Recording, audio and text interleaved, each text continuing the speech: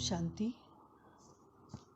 यज्ञ माता जगदम्बा सरस्वती इस पुस्तक का अगला पाठ है। मातेश्वरी हम सबकी हृदयेश्वरी थी। दिल्ली से ब्रह्मा कुमारी दादी हृदय मोहिनी जी अर्थात दादी गुलजार जी, दिल्ली क्षेत्र की संचालिका, कहती है कि मीठी मम्मा जिन्हें हम मातेश्वरी कहते थे, हम सबकी हृदयेश्वरी थी। मातेश्वरी जी का नव विश्व की संरचना में कुशल प्रबंधन अद्भुत और अद्वितीय था। मम्मा ने इतनी कन्याओं को जहाँ मातृ स्वरूप में पालना दी, वही पर उनकी परिवर्तन शैली में भी निपुणता थी। मम्मा देखती थी कि भूल हो गई है, यह कन्या सम्मुख आने में हिचक रही है और यह हिचक शर्मिंदगी के कारण है, तो मम्मा का प्यार वात्सल्यमय संबोधन में जाग उठता था। ऐसे में यज्ञवत्सों को बुलाकर उनकी भूल बताती तो उन्हें भी वो कमजोरी तिनके के समान लगती। सामने वाला भूल स्वीकार कर सदैव के लिए उसे सुधार लेता। दिल दर्पण स्वच्छ हो जाता था। इतना ही नहीं, मम्मा ज्ञान की विवेचना करती थी तो लगता था कि मम्मा नहीं साक्षात सरस्वती देवी ही बोल रही हो। एक बार सिकंदराबाद में समाज के कुछ लोग विरोध दर्शा रहे थे। पिता श्री ब्रह्मा ने मम्मा से कहा कि वह जाए। मम्मा ने श्रीमत सिर आंखों पर रखी और चल दी। मैं स्वयं भी मम्मा के साथ सिकंदराबाद गई थी। मम्मा विरोधियों से मिली। मम्मा की मधुर और सारगर्भित वाणी सुनकर वे पानी पानी हो गए। उन्हें लगा कि माँ सरस्वती स्वयं मुखर हो उठी है। माँ सरस्वती के इस स्वरूप को देख उन्होंने कहा, माँ क्षमा करें, हमें आपका परिचय नहीं था। आपके मुखकमल द्वारा ज्ञान की जो विवेचना सुनी है वो अद्भुत है, चिंतन योग्य है। हम आकर अनुकरण करें या न करें, परंतु आपके आगमन से हमारे अंतचक्षु खुल गए हैं। उनके मन में परमात्मा के माध्यम पिताश्री के प्रति भी श्रद्धा उत्पन्न हो गई। ओम शांति।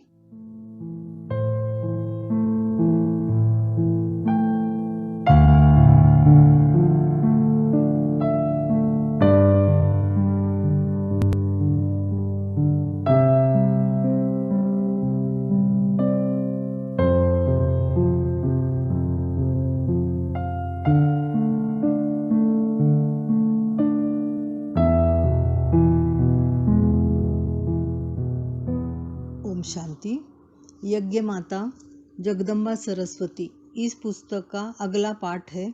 सद्भावना की मूरत मम्मा। कानपुर से ब्रह्मा कुमारी दादी आत्मा इंदिरा जी अर्थात दादी गंगे जी, उत्तर प्रदेश क्षेत्र की संचालिका, लिखती है कि मम्मा क्षमा का प्रतिरूप थी। यज्ञ की व्यवस्था से संबंधित यदि कोई भी शिकायत लेकर आता था तो मम्मा सामने वालों को समझाती थी कि आपके प्रति अमुक व्यक्ति के दिल में कोई भाव नहीं है। आपके दिल में भाव है तो उसे निकाल दो। मम्मा टूटे दिलों को जोड़ती थी। ड्रामा पर निश्चय, बाप पर निश्चय, स्वयं पर निश्चय होने के कारण ही मम्मा नंबर 1 बनी। मम्मा अर्जुन की तरह एकाग्र थी। नंबर 1 में जाने का लक्ष्य रखा। मम्मा हम बच्चों को सदा कहती थी कि सदा विचार ऊंचे रखो तो बाप समान बन जाएंगे। सदा बाप को देखो, आप स्वयं को देखो, अन्य किसी को नहीं देखो। बाबा व ड्रामा पर निश्चय रखो तो कर्मातीत बन जाएंगे। ओम शांति।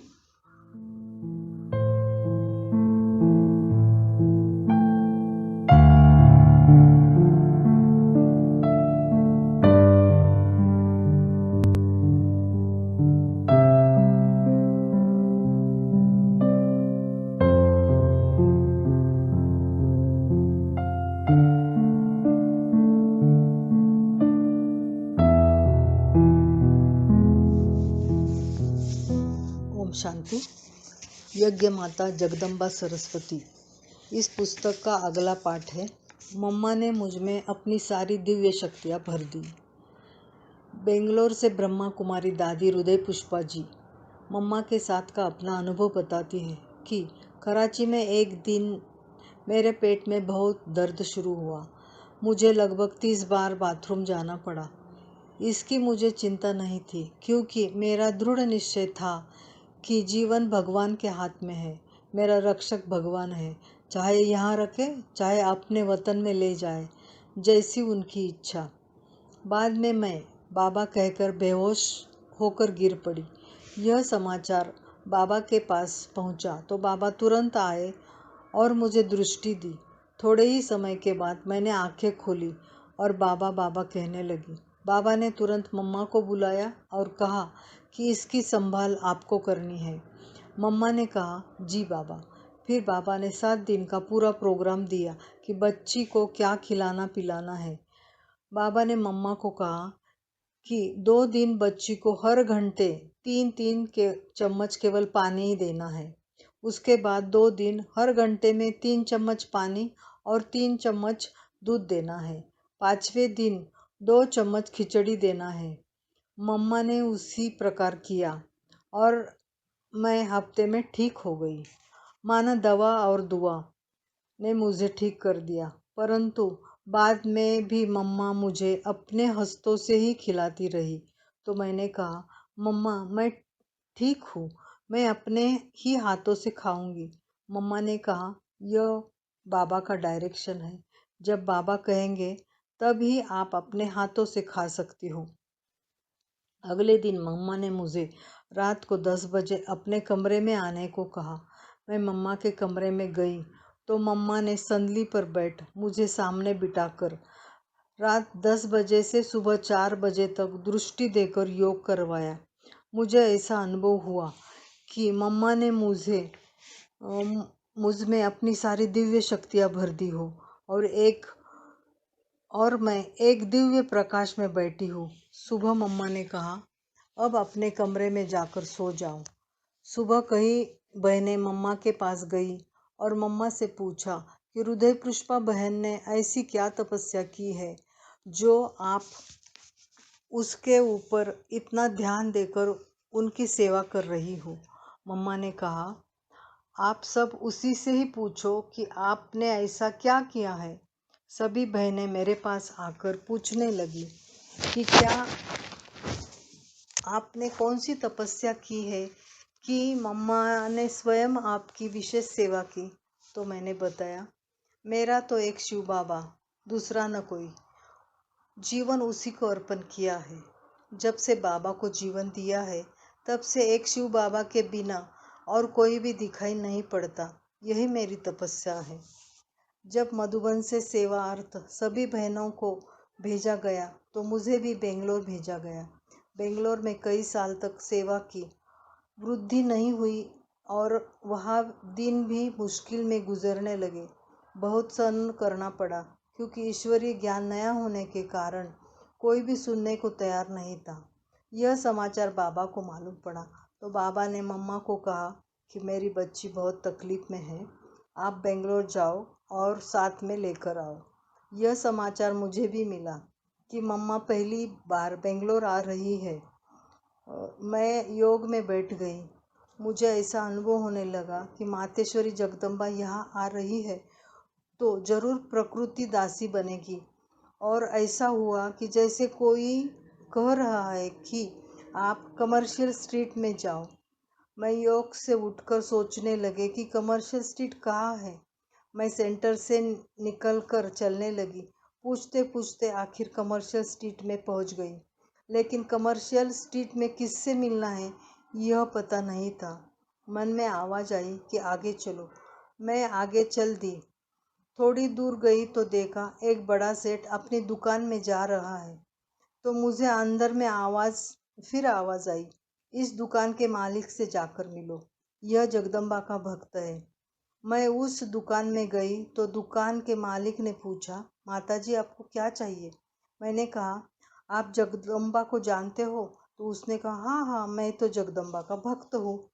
तब मैंने कहा वह जगदम्बा अभी चैतन्य में है और बेंगलोर आ रही है। यह बात सुनकर सेठ को बड़ा आश्चर्य होने लगा और कहा अच्छा, यह मेरा सौभाग्य है कि मैं चैतन्य में अपनी इष्ट देवी से मिलूंगा और वरदान लूंगा, आशीर्वाद पाऊंगा। मेरी जन्म जन्मांतर की इच्छा पूर्ण होगी। फिर सेठ ने कहा कि आपकी बात सुनकर मेरे सामने वह दृश्य आ रहा है कि मैं जगदम्बा से मिल रहा हूँ। मैंने कहा, जगदम्बा से मिलने के लिए कई लोग उत्कंठित हैं। फिर सेठ ने मुझसे पूछा, इसके लिए मुझे क्या करना है, बताइए। मैंने कहा, बहुत लोग उनसे मिलने आएंगे, इसलिए एक बड़ा हॉल चाहिए। उनके रहने के लिए एक बड़ा बंगला चाहिए। सेठ कहने लगे, माताजी, अभी अभी हमारी एक नई धर्मशाला बनी है। उसका उद्घाटन थोड़े दिन पहले ही हुआ है। उसमें रहने का प्रबंध भी है। आप एक बार देख लीजिए। तुरंत सेठ जी ने अपनी कार में मुझे बिठाया और धर्मशाला दिखाने ले गए। मैंने धर्मशाला देखी तो पसंद आई। धर्मशाला नई थी और रहने का प्रबंध भी अच्छा था। फिर उसने गेहूं, चावल, घी आदि राशन भेज दिया। प्रत्येक कमरे में चारपाई, बिस्तर आदि लगा था। मातेश्वरी जी के कमरे में चारपाई, बेडशीट, संदली आदि सभी तैयार कर दिया। अब मम्मा के आने की तैयारी में निमंत्रण पत्र छपवाना था। विचार चला कि क्या करें। फिर अंदर से आवाज़ आई कि आगे जाओ। मैं आगे बढ़ी तो देखा एक प्रिंटिंग प्रेस है। मैं उसके अंदर गई तो वो प्रेस का मालिक पूछने लगा, माताजी क्या चाहिए? मैंने कहा, जगदम्बा सरस्वती बेंगलोर आ रही है तो हमें निमंत्रण पत्र छपवाना है। प्रेस के मालिक ने कहा, आप बताइए, हम छाप देंगे। तो मेरे मुंह से ऐसे अंग्रेजी शब्द निकले जो पढ़ा लिखा आदमी भी नहीं बोल सकता। वे शब्द थे, Mateshwari Jagdamba is arriving Bangalore, please have the blessing of complete purity, peace and prosperity for many births, all are invited. Press के मालिक ने पैसा मांगा, लेकिन मेरे पास तो कुछ नहीं था। मैंने कहा, मैं जाकर एक माता को पैसे देकर भेजूंगी, उनके हाथ में आप कार्ड दे देना। अब मातेश्वरी जगदम्बा का स्वागत कैसे करें? उसके लिए हार फूल चाहिए। थोड़े दिन पहले ही एक माली भाई ने कोर्स किया था। उसने कहा, जगदम्बा माँ के लिए जितने हार फूल चाहिए उतने मैं लाऊंगा। अब तो मातेश्वरी जी का आगमन का ही इंतजार था। वह दिन भी आ गया और मातेश्वरी जी बेंगलोर पहुंच गई। हमने भव्य स्वागत किया। सेठ ने मम्मा को देखा तो उससे तो जैसे मनवांछित फल मिल गया हो। वह तृप्त हो गया। मम्मा से कई बड़े बड़े लोग भी मिलने के लिए आए और मम्मा की वाणी सुनकर बहुत आनंदित हुए। ब्राह्मण परिवार भी मिला। सब बहुत खुश हो गए। एक सप्ताह मम्मा बेंगलोर रही। मम्मा के वापस जाने का दिन आ पहुंचा तो मम्मा ने मुझे कहा, आपने हमको बाबा का घर तो नहीं दिखाया। मैं बातों बातों में टालती रही, लेकिन मम्मा जब बार बार कहने लगी तो मैं जहाँ रहती थी वहाँ ले गई, जो एक छोटा सा कमरा था। उसी में खाना बनाना भी, खाना भी, क्लास भी कराना, विश्राम भी करना, कोर्स भी कराना। यह मम्मा ने देखा तो कहा, आप लोगों को तो बाबा ने शहजादियों के माफिक पाला है। अभी आपका यह रहन सहन मुझसे देखा नहीं जाता, इसलिए बाबा ने मुझे खास आपको ले आने के लिए भेजा है। तब मैंने कहा, मम्मा मैं कायर सिपाही नहीं हूँ, युद्ध स्थल से वापस नहीं लौटूंगी। तब मम्मा ने कहा, आप थोड़ी ही आ रही हो, बाबा बुला रहे हैं, आप मेरे साथ चलो। मैंने कहा, मर मिटेंगे लेकिन हटेंगे नहीं।